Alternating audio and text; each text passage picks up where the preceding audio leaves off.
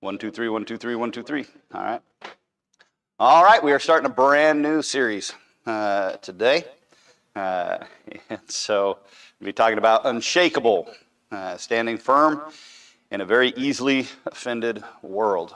We do most certainly live in a world where everybody is offended by everything all the time. And if they're not offended, they're offended by the fact that they're not offended. And so we do kind of live in a bit of a crazy world. It doesn't seem like it used to be quite this way, though I'm sure that there are some parallels between different generations of being easily offended, but we certainly live in a very easily offended world. So give you some, we're going to look at the offense epidemic, all right? What is this, what is it about being offended all the time? Why is it so that way? And how should we as believers deal with it? Because you are going to have to deal with it whether you want to deal with it or not, right? Like just saying like, well, you just shouldn't be offended isn't going to fix anything. You're not making headway by just telling people not to be offended. You're not really going to get where you want to go. So look at a couple of passages of Scripture here, and then we'll break them down a little bit. But Matthew chapter 24, verse number 10 through verse number 12. Matthew chapter 24, verse number 10 through verse number 12. And then shall many be offended, and shall betray one another, and shall hate one another. And many false prophets shall rise, and shall deceive many. And because iniquity shall abound, the love of many shall wax cold. This is obviously speaking about, this is basically end-time prophecy, all right? People being easily offended, offending brothers, betraying each other as well. Proverbs chapter 19, verse number 11, tells us the discretion of a man deferreth his anger, and it is his glory to pass over a transgression. Bible is very clear concerning the matter of offense, and us as believers we are not supposed to be easily offended. It's supposed to be very, very difficult to offend us. For a lot of reasons, but it's supposed to be very difficult to offend us. This is my opinion.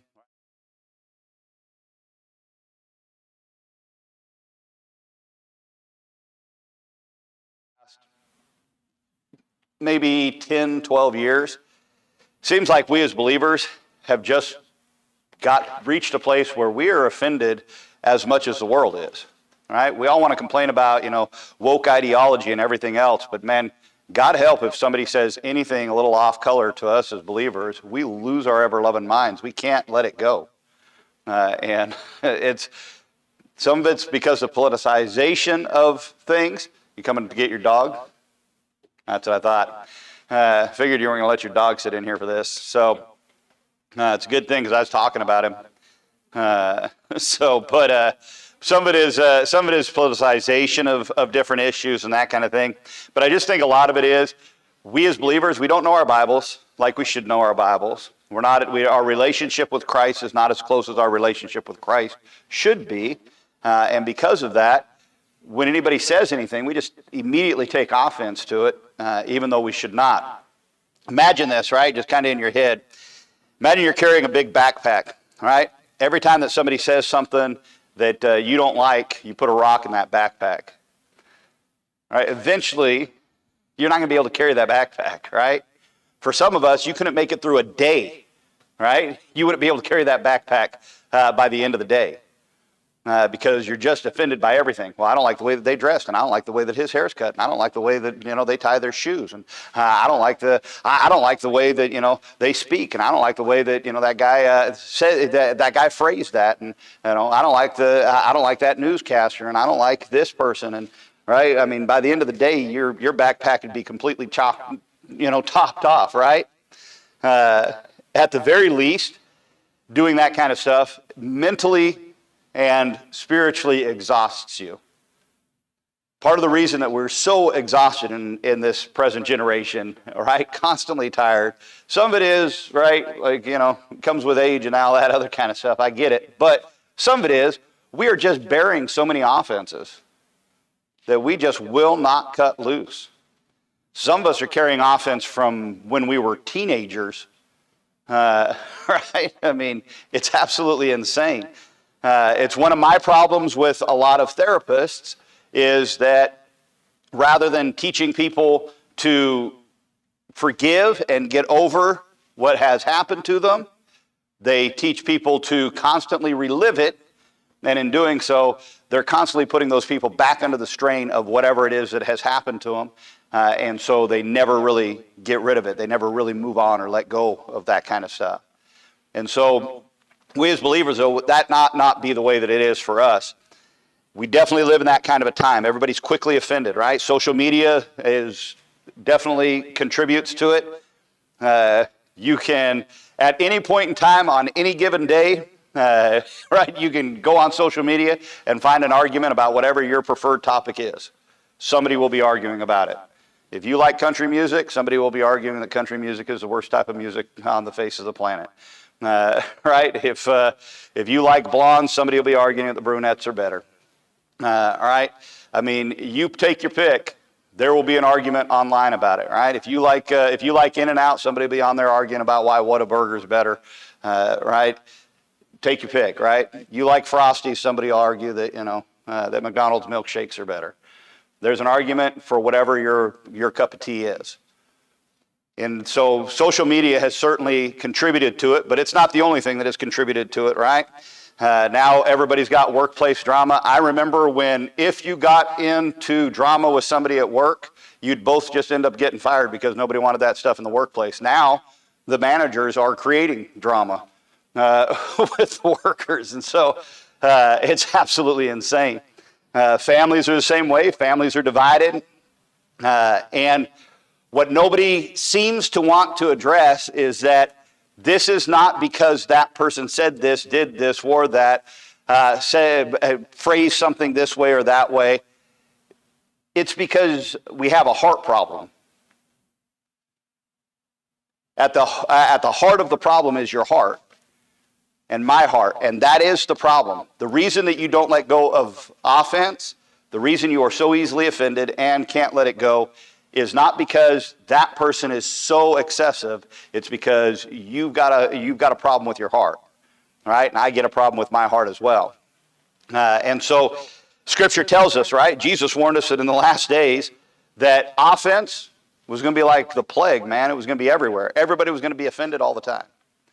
And that certainly is where we find ourselves, right? We've got this idea in our head oftentimes, right? Especially if you're over the age of 40 or so in here. Your opinion about this matter is this.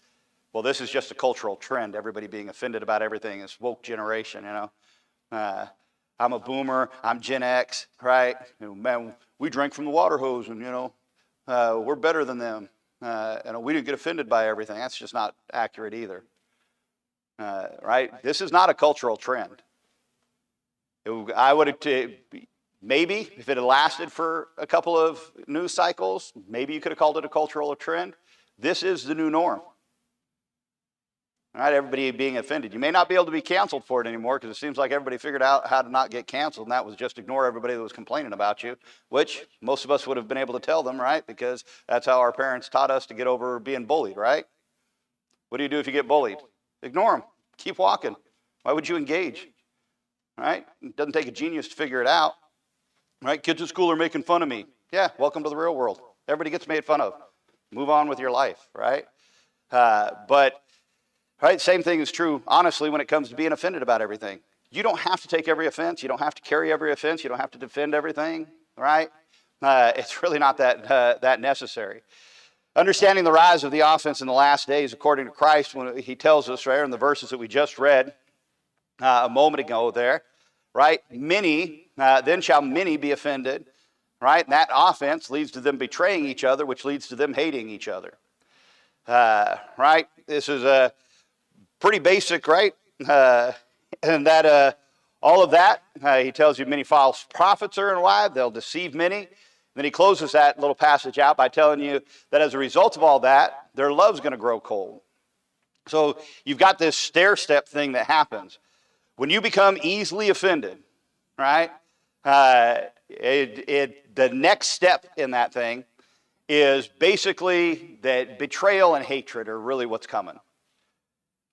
right? And so when you're easily personally offended, you constantly have a grievance against others, you can't possibly have good relationships with people.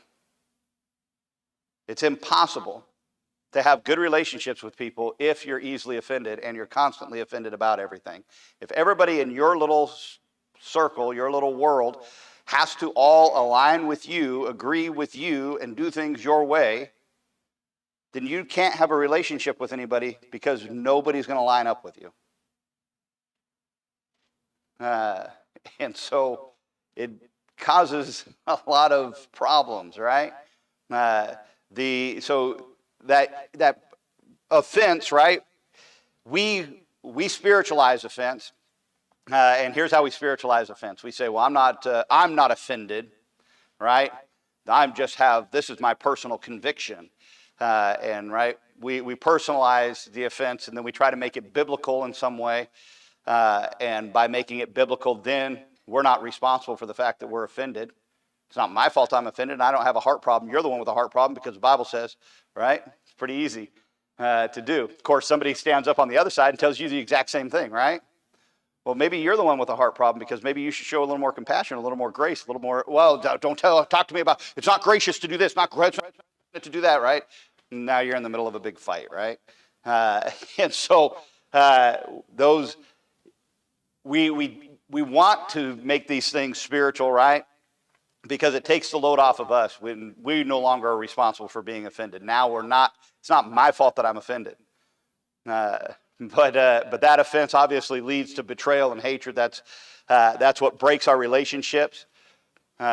Most of us have known somebody who was in a close relationship with somebody else, felt betrayed by the other individual. What does it end up turning into? It ends up turning into open hostility, right? I mean, where they will fire some of the most vicious things back and forth at each other.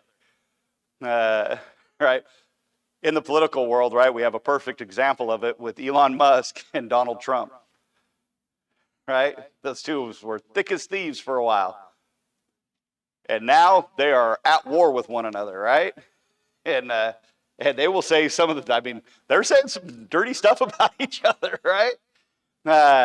And so those broken relationships, right? That ends up, as the Bible tells us here in the last verse there, right? Ends up with their love growing cold. The love of many shall wax cold. Right? What it ends up with is it ends up with a hard heart. And there's some of us sitting in this room right now, right? If we were honest, we would have to say, yeah, my heart is hard. And I find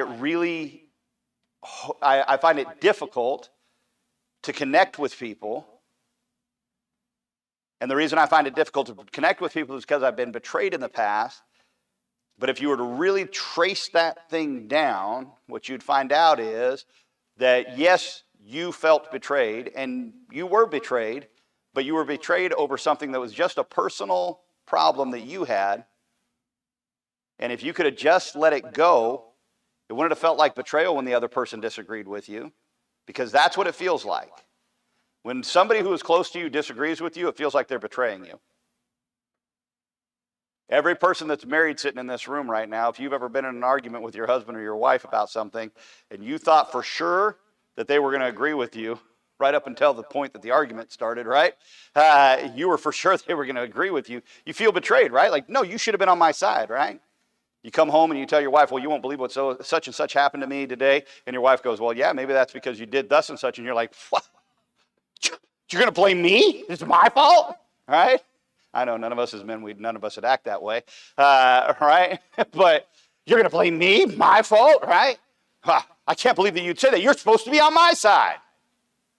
Right? It feels like betrayal. And some of us, and listen, you let that stuff go on, man. Right? And I know right. That's not necessarily going to lead to your love growing cold, but it can, right? If you can't learn how to cut loose, man, of these things, that's what it ends up with eventually, right? Listen, offense is more than just a bad attitude, right? It is the beginning of a spiritual progression toward what Scripture would call apostasy. You are in the beginning stages of your love growing cold when you get offended. That doesn't mean that every time you're offended, it's going to end up with your love getting cold. But what it does mean is this: every time that you're offended, a little red flag should click up. Right? A little siren should go off in your head that says, whoa, wait a second, why am I offended?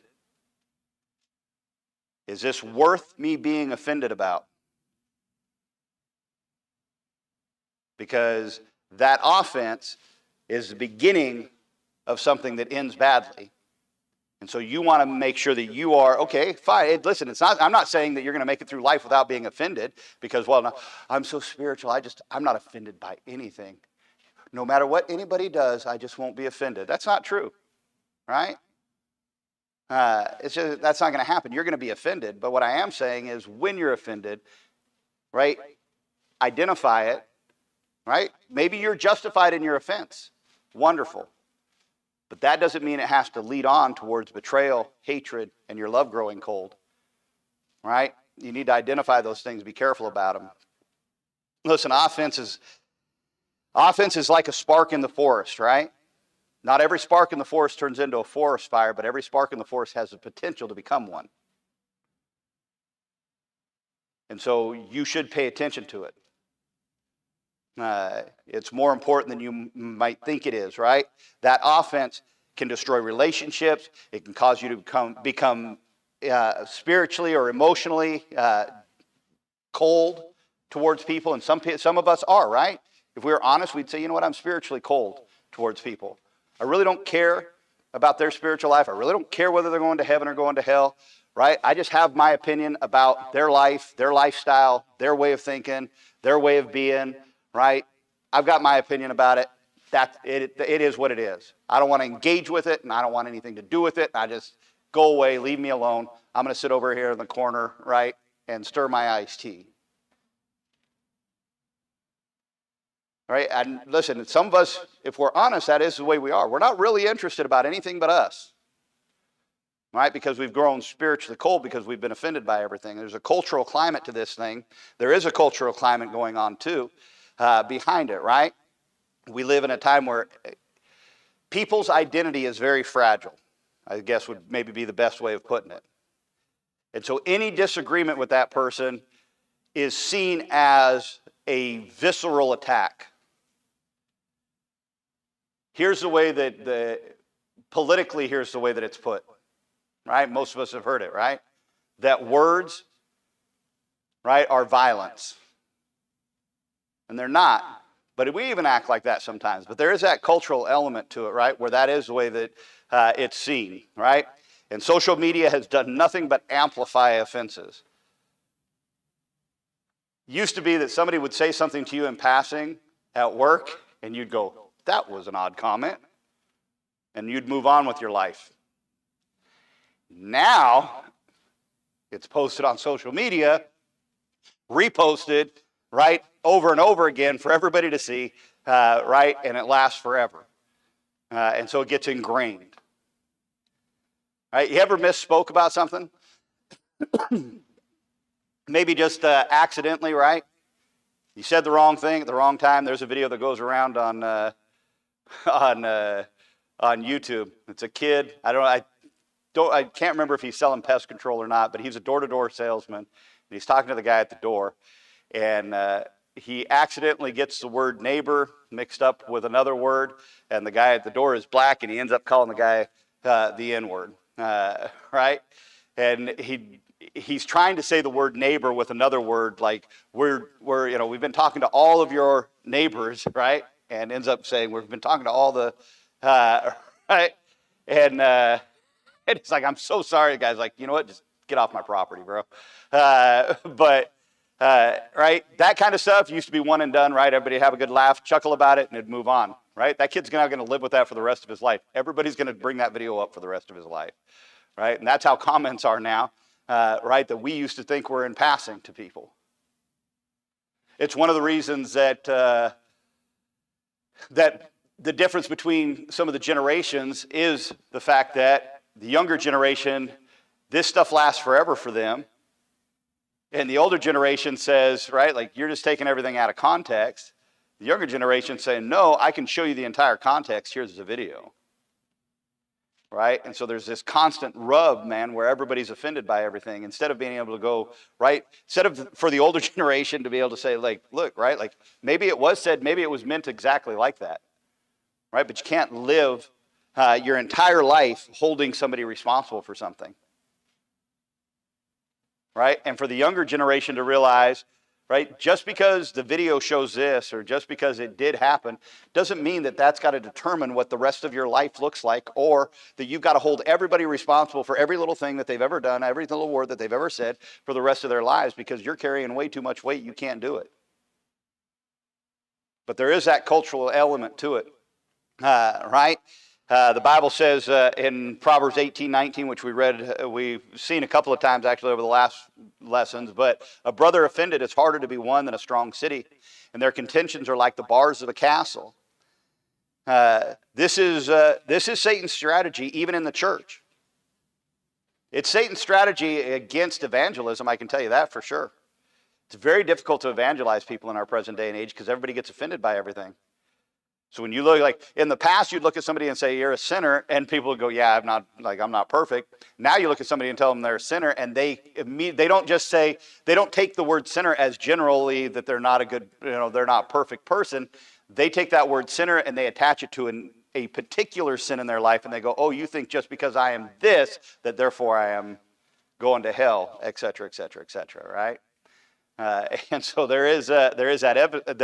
This is a part of Satan. Satan's doing a job here, right? And listen, if he can do that to us in the church, if he can get you offended at another brother or sister in the church or another Christian, right? He can divide everything.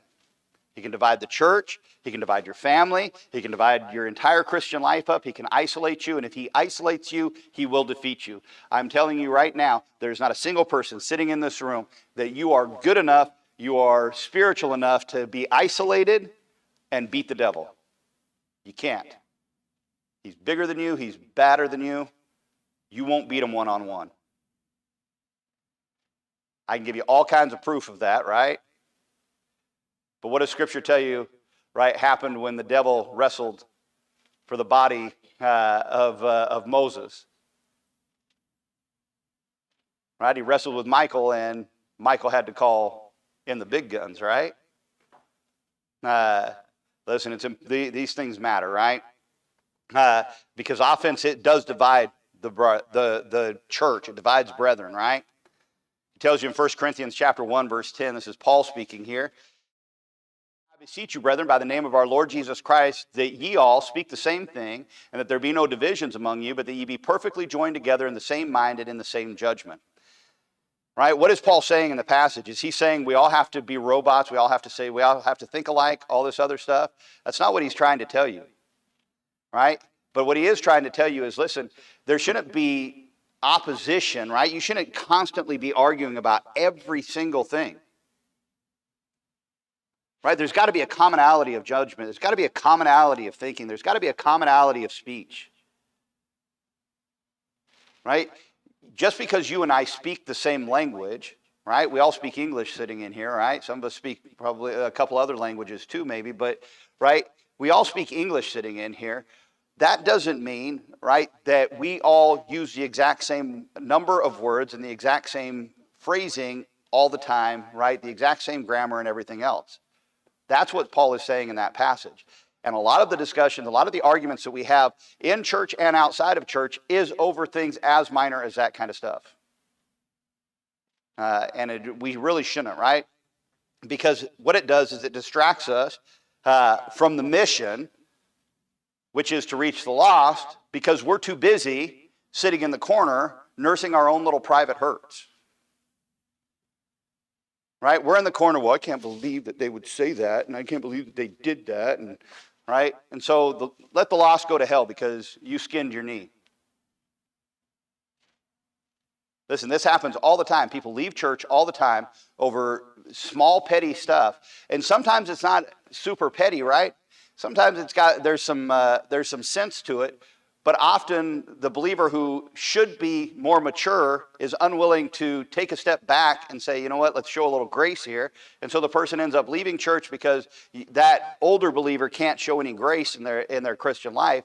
They're offended by that younger believer's life, and the younger believer is offended by the older believer's opinion. Those things ought not to be, right? Not only that, it destroys, it eats at our credibility. Because when the world sees division in God's house, right, it's a big deal. It's a bigger deal than we give it credit for, right? I disagree with a lot of things. Like, there's all kinds of, like, street preachers and TV YouTube evangelist type guys, and stuff like that. I disagree with a lot of those guys, right, on different things. I appreciate the fact that they're getting the gospel out, though, right? I disagree with a lot of those guys on things. You know what I don't do? I don't go on in their comment section and go, well, let me get into the finer points here of this or that with you. For one thing, I don't know them. Why would they listen to me? Right? But besides that is there are people trolling through those comments just looking for somebody, some type of division to egg something on, to create something, a bigger problem than there has to be. I've said this more than once right over the course of my time as a pastor, but you let the state start persecuting Christians, and I promise you, you won't care what they're preaching across the street. You're going to ask people one question and one question alone. Where are you at with God? Where are you at with Jesus? Everything else, you'll work out the details. Entirely too often, though, we want to act like it's not the Christians against the world. We want to act like it's us against others and then also the world. Right? We ought to be careful about that. The biblical perspective is this. First of all, offense is inevitable, but staying offended is your choice. You don't have to stay offended. He tells you in Luke chapter 17, verse 1 there, it's impossible but that offense will come. Right? Listen, you will not avoid being offended. There is nobody sitting in this room that's going to be so perfect from this point to the time that you die that we're not going to offend you. There's just not. There's a guy that I listen to that teaches, he's wrote a couple of books now on how to deal with difficult people. You know what his number one point is? In both of the books I've read by him, his number one point is this: just expect people to upset you. Start your day expecting that people will upset you, that they're not going to bat 100 with you. He goes, it makes it a lot easier. He goes, at least you're not disappointed the first time somebody upsets you during the day. Right? You start from the ground level saying, hey, you know what? I'm probably going to be offended today. Somebody's going to say something that's going to offend me today. It's going to happen. Good chance it's going to be another believer that says it. Right? So how am I going to deal with it? It's impossible that offense will come, he tells you, right? You can't avoid being hurt, but you can't avoid staying that way. It tells you in Proverbs chapter 19, verse 11, right? Defer your anger. And some things, pass over it. Here's what he tells you. He gives you two things here, right? He says, first of all, if you can defer your anger, defer it. Right? Just wait. Don't get mad yet. That's literally what that verse says. If I say I'm going to defer a payment, what does it mean? Putting it off till the end, right? If I defer my car payment this month, you know what they do? They take my payment from this month and they put it on the end of my loan. And they say, now you owe us for an extra month. That's what deferring is. So you know what he says? Just wait till the dust settles before you get mad. Before you get offended, wait till the dust settles. Some of us, there are certain things that people can say that trigger us, man. We're offended right out of the gate, right? As soon as we hear that word or that phrasing or that tone of voice, man, we're off to the races. Doesn't matter whatever else comes after that, man, we're done. He says, don't do that. Wait till the end. Wait till the dust settles. How many times over the course of your life would you have been better served to have just waited till the end before you decided to react? More times than you can count, if you're honest, right? Should have waited till the end, right? He says, defer your anger. He says, and pass over things. Our phrase for it is what? Water off a duck's back, right? Just put it in your rear view, right? I'm obviously not perfect at this, right? I get upset about stuff just like anybody else does. But one of the guys that worked for me one time told me, he says, you know what I like about you, Nathan? He said, is that whenever somebody messes up, you move on to how to fix it before you ever deal with the fact that they messed up, right? I don't know why I do that. I'm not like I studied how to do this or anything like that, right? I've just always been geared that way, right? Like you broke a window. What are you going to do? You can't go back and fix it, right? So what are we going to do about the broken window, right? How are we going to fix this problem, right? Too often we're offended and we just want to sit right here and tell them how offended we are rather than try to fix the problem. Offense in your heart, right? He tells you, keep thy heart with all diligence, for out of it are the issues of life, right? You know what offense most of the time reveals to you? It shows you where your pride is, or where you are insecure, or where you have been disappointed by somebody. That's usually what offense is. Offense in general is a pride issue. You're offended. Why are you offended? Because you think you're so important that you shouldn't be offended? You think you're so important that they should watch how they talk around you? Is that what you're offended about? Or are you so insecure you don't know how to deal with it when somebody says something that you disagree with? You're so insecure because you don't know how to reply to it that you just decide to be offended rather than to respond. And oftentimes it's just a matter of unmet expectations, right? Forgiveness is the antidote. He tells you in Colossians chapter 3 and verse 13, right? Forbearing one another, forgiving one another, right? He goes on to tell you, even as Christ, right, forgave you. Forgiveness doesn't mean we pretend like it didn't happen. It means that we have made a conscious choice not to hold them responsible. That's what forgiveness is. Doesn't mean I'm not offended. It means I've decided I'm going to let you go. That's what it is. Too many people think forgiveness means that I got to act like it didn't happen. No, you've got to act like you got over it.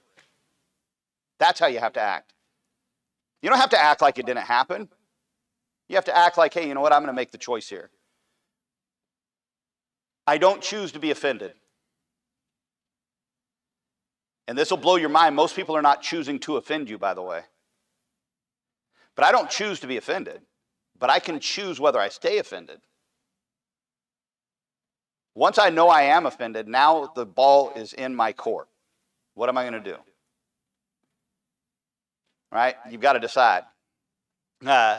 Forgiveness, obviously, is what frees you, right? Bitterness will keep you chained. How does a believer prepare for and then resist the spirit of offense, right? We expect it. We expect to be offended. You should never be surprised when somebody offends you or when somebody says something offensive, especially about Christianity. How could you be surprised that somebody said something offensive about Christ and Christianity? How does that blow your mind? We live in a broken world with broken people, many of whom are far beyond broken. I mean, they are in the borderlands of evil. And you're offended because they swore in front of you, because they used Christ's name in vain, like you're offended by that? How are you offended by that? You didn't expect them to? Well, I can't believe that they would put that kind of a movie out. I can't believe that they would write that kind of a book. I can't believe that the television show would have that kind of a character. How? How can you be offended by it still? How can you still be surprised? You should be surprised. I am surprised, right? I'm often surprised when they represent Christianity accurately in a movie, I'm very surprised by it. Right? But I'm never surprised when they don't represent us accurately. Right? You ought to expect it. Christ, you were warned of it, right? Christ said, "These things have I spoken unto you, that ye should not be offended." You know, Christ told the disciples, hey, offense is coming. I'm telling you ahead of time so you won't be offended. Right? Listen, you ought to anticipate. If you anticipate it, right, that little bit of advanced warning will allow you to react offensively instead of just defensively. I can tell you 9 times out of 10, your reaction in the moment will be the wrong one. It is almost never the right decision.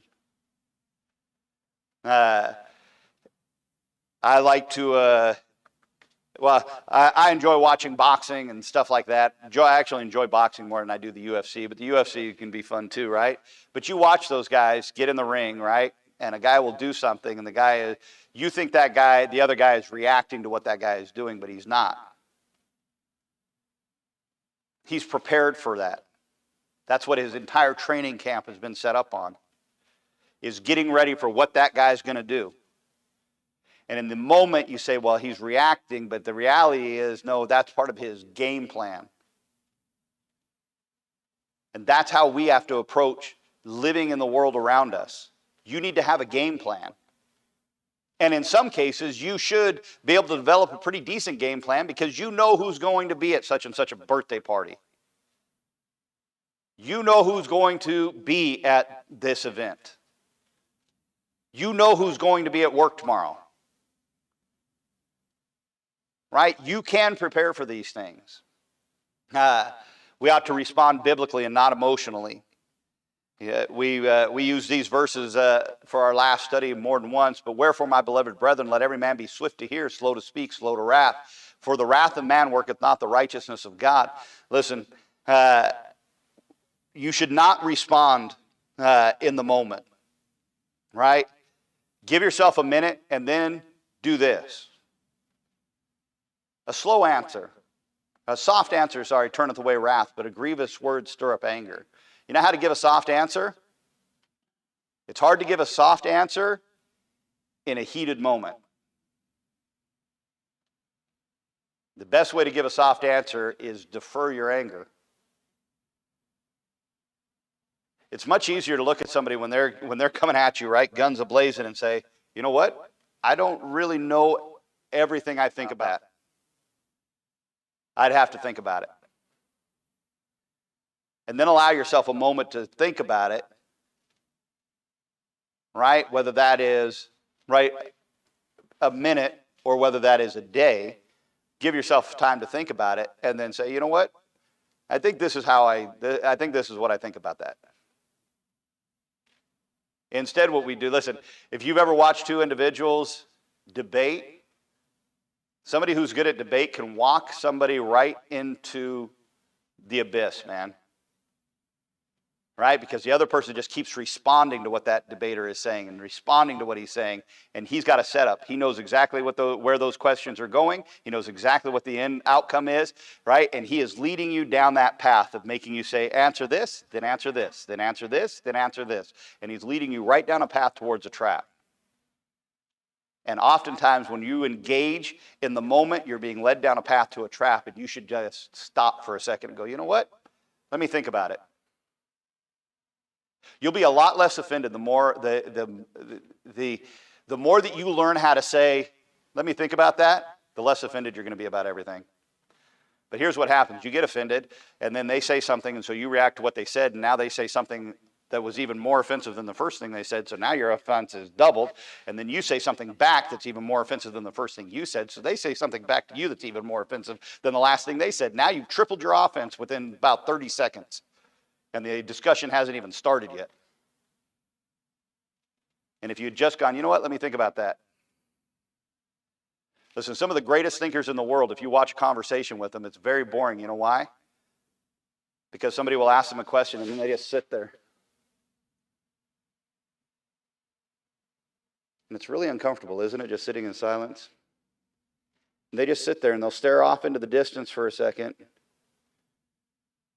And then they'll give about a minute worth of response and say, I think that's about what I think about that.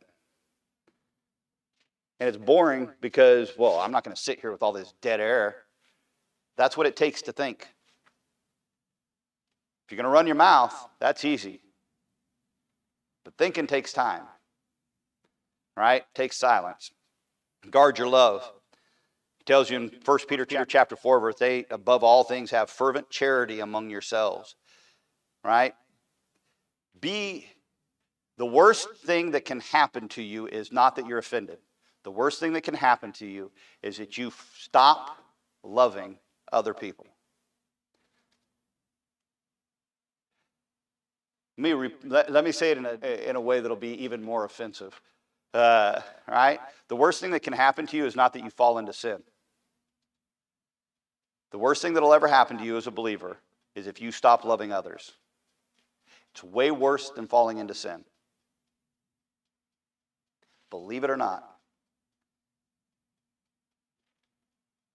Because if you stop loving others, your life as a believer will dry up. And it is very hard.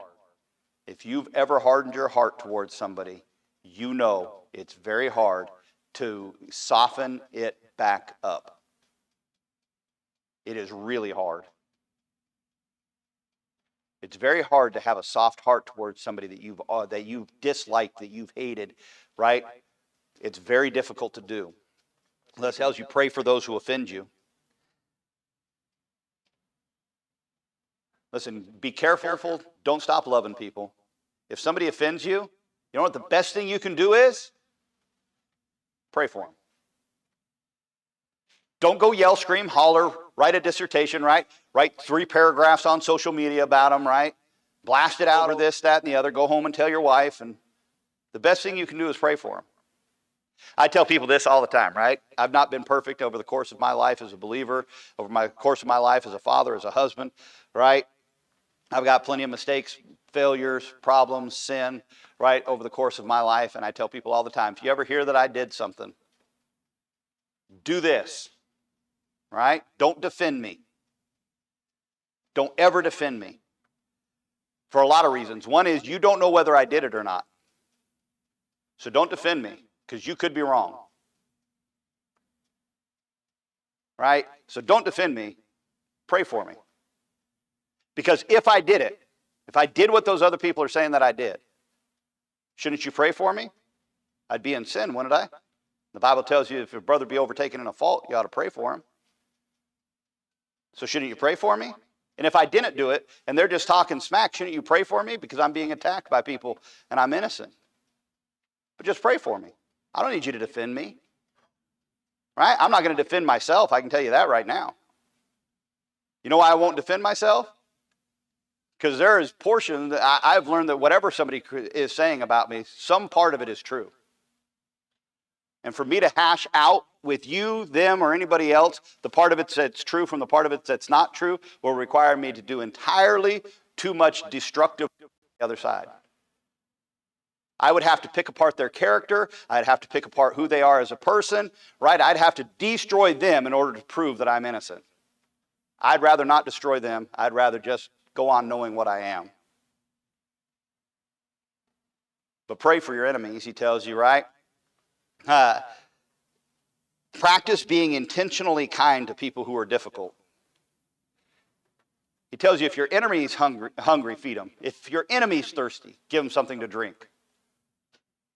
Practice being intentionally kind to people who you don't like. That's the only way, by the way, you'll be kind to them, is if it's intentional. Right? But just practice being intentionally kind to them. Right? Even if it's your own kid. Right? Practice being intentionally kind to them. Right? That guy at work that, man, he drives you crazy. Man, buy that guy coffee tomorrow morning. Right? Think about it. Even if even if you're doing it for good reasons, right? You can still have, some good side effects, right? Like he's going to have to sit there and look at that coffee and wonder whether you spit in it or not. All right?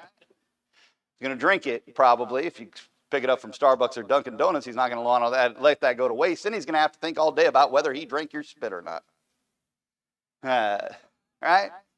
But listen, practice being intentionally kind, right? A soldier doesn't wait till the battle is over. He doesn't even wait till the battle starts to decide whether he's going to fight. A soldier has made that decision in training that if the opportunity arises, I'm going to fight. And it's the same thing. You can't decide whether you're going to forgive, whether you're going to be kind, whether you're going to be offended, right? You've got to decide now, you know what? If I do get offended, I'm going to be kind. If somebody offends me, I'm going to defer my anger until the dust settles. And then if I need to address it with them, I will address it with them. The number of times that I have addressed things too early over the course of my life are numerous. The number of times I should have just waited till the dust settled. When I was younger, I used to really like counseling. You know why I liked counseling? Because I felt like I was really helping people, right? What I realized over time is I was helping people become dependent on me to answer their problems instead of giving them space to figure it out. Like, I'm here as a support system, right? I'll breathe life back into this thing if it starts dying. But you got to figure out what's going on. And you got to figure out how to fix it. Because I don't live in your house. I'm not going to the car dealership with you. I'm not buying a house with you. Right? You got to figure it out. So I'll give you some advice. Right? I'll breathe life into something if it's dying, but man, you got to sustain this thing. You got to figure it out. Listen, that's what it takes, right? Realize that being offended is just the devil's bait. Right? He's trying to put you in a position where he makes you vulnerable. So be careful when you get offended. All right, we'll cut off there, and we will be back in here in about 15 minutes for morning service. Now that I've offended everybody. At least I tried anyways.